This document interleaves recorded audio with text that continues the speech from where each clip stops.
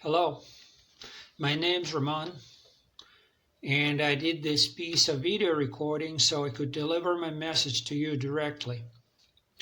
The first thing I should say is that I'm an English teacher and I'm currently looking for a teaching job or an interpreter job. And if you're still watching this video, which is good, I think I should say a few words about myself. And one other thing before I move on. I feel rather personal about this video. It's a kind of a job application video or a resume for me. And now that I'm through with this, I guess I should say a few words about myself. And 20 years experience teaching English, and I still like my job. Funny, isn't it? I like teaching adults and I like teaching children. And I know how teaching group classes is different from teaching an individual student. And actually understanding this makes a great difference. It was a great challenge for me once when I had to learn this from my own experience, and I had to learn how important that is. But that was a good lesson, you bet.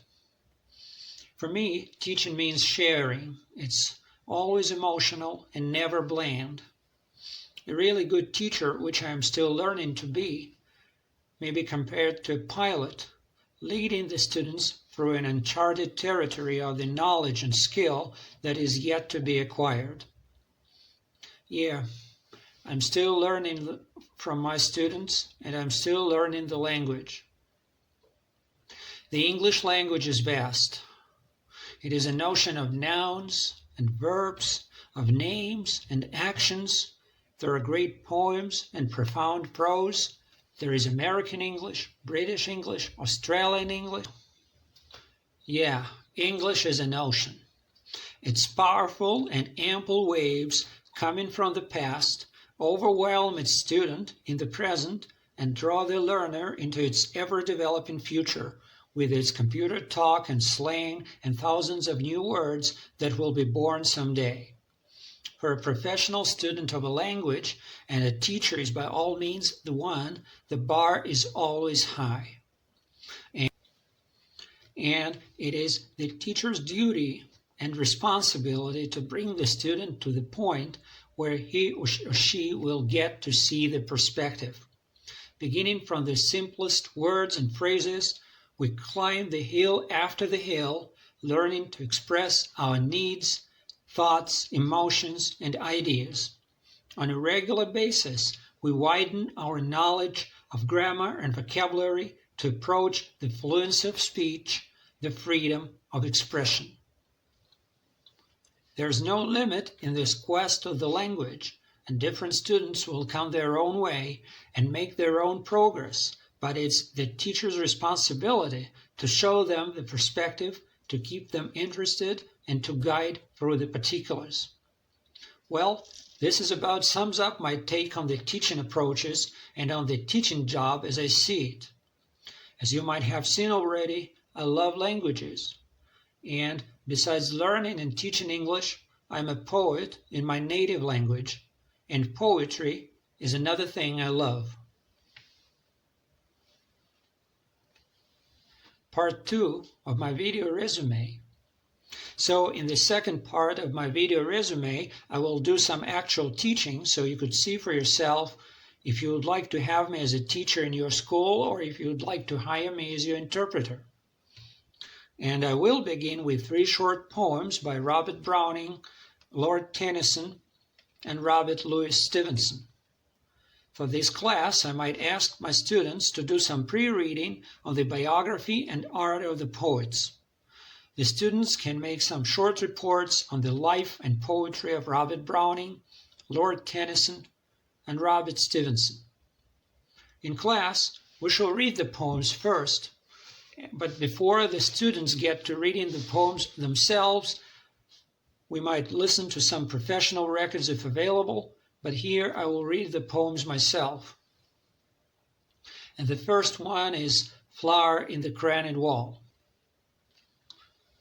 Flower in the granite wall, I pluck you out of the crannies. I hold you here root and all in my hand, little flower, but if I could understand what you are, root and all in all, I should know what God and man is. The second one is Pippa's song. The years at the spring, and days at the morn, mornings at 7, the hillsides dew-pearled, the larks on the wing, the snails on the thorn, God's in his heaven, all's right with the world. And the third one, rain. The rain is raining all around. It falls on field and tree. It rains on the umbrellas here and on the ships at sea. And now we could have some discussion. I may first ask the students to give their opinion of the poems, if they like them or not, why did they like them, why they did not like them, and then what is the mood of the poems, why did the poets write these poems, which is a kind of a goofy question, but still. What are the poems about? What do these poems have in common, or what would be a through thread here? What kind of philosophy makes the background of these poems? What do these ideas mean to us? There may be still more questions and discussion, and that will depend on the level of the students and the degree of their personal interest in the subject. The ideal discussion would be a spontaneous talk with everyone involved and forthcoming about what they think. Then we could do some vocabulary study here. Although the words here are quite simple, there's still something to learn. First and foremost, there are the two phrases, flower in the granite wall and all's right with the world. These two phrases stand by themselves in the English world. The first one is used to express the desire and attempt to get an overall perception and understanding of something as a whole in its entirety. The other one expresses practically the same idea, but from a more emotional and thus personal angle. And it may also be noted that in Stevenson's lines, "It rains on the umbrellas here and on the ships at sea," we can trace the same attitude, although these lines cannot be used as a set phrase. And now we could think of situations where these phrases may come in handy. For instance, a scientist trying to figure out some natural law. And you can think of your own examples, of course. And then we could also learn some new words here. And these words are to pluck, a root, dew, a pearl, a lark, a snail, a thorn, heaven, to fall. And since this is a kind of an imaginary class, I will believe that the grammar topic which we'll study today is simple past. So I may ask the students to make sentences with these words using the necessary tense. For example, student A, did you see a lark when you went to the country in the summer? Student B, yes, I did. Or, yesterday I plucked a rose and hurt myself with a thorn. Where did you pluck the rose? In our garden. Or, I plucked it in our garden. We can also note that to lark, or to do something for a lark, means to have fun. It's a good expression. Why not learn it? And now we shall go on to study the past simple tense in more detail. And we will use an intermediate English grammar in use textbook by Raymond Murphy. But first, it could be useful to repeat some of the irregular verbs. To drink, drank, drunk. To fall, fell, fallen. To hurt, hurt, hurt. To sell, sold, sold. Now, after we are through with this, we can do exercise 5.2 from the English Grammar in Use Intermediate by Raymond Murphy. We will not do the whole exercise. I think a couple of sentences would be enough just to get the idea. For example, here we have to put the verbs in the past just to complete these sentences. How did you learn to drive? My father taught me. We couldn't afford to keep our car, so we sold it. And like this. And we could then do exercise 5.3, which is to make questions. And it's like this. Where did you go? Did you go alone? How long did you stay there? And just like this. And then a good activity could be a little guess game. For example, the question could be, what did you do yesterday? And to find that out, we have to ask more questions. For example, did you buy a picture yesterday? No, I didn't. I did not buy a picture yesterday. Did you play with a kitten yesterday? No, I didn't. I didn't play with a kitten yesterday. Did you go to school yesterday? Yes, I did. Yes, I went to school yesterday.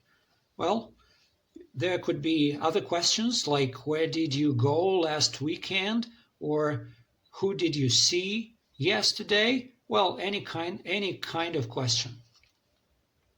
And then also we should have irregular verb spelling bee, which is good if you want to learn how to write the verbs correctly. And after the spelling bee, we will go back to Murphy and do exercise 0.4 and exercise 5.4, which is to complete the sentences. I knew Sarah was very busy, so I didn't disturb her. I was very tired, so I went to bed early. The bed wasn't very comfortable, so I didn't sleep very well. Yeah. And we are almost done here. The students get their home assignment, which is either to learn a poem by heart or to write a small essay on the poems. They also get exercises on the simple past tense to practice at home. And of course, there are always ways to do more and to do better in class. We could use internet and video. We could do other types of exercises and activities. But this was just a small imaginary example of how I will and how I could teach in class. I believe this small example of my work is enough to make an opinion. So thank you for your time and for your attention. And I hope that you liked my teaching approaches and that you will offer me a teaching job or an interpreter job so you could have a good teacher and I could have a good job. And now you can see my email address just in case you'd like to contact me. And I guess that is all. Thank you again. Bye.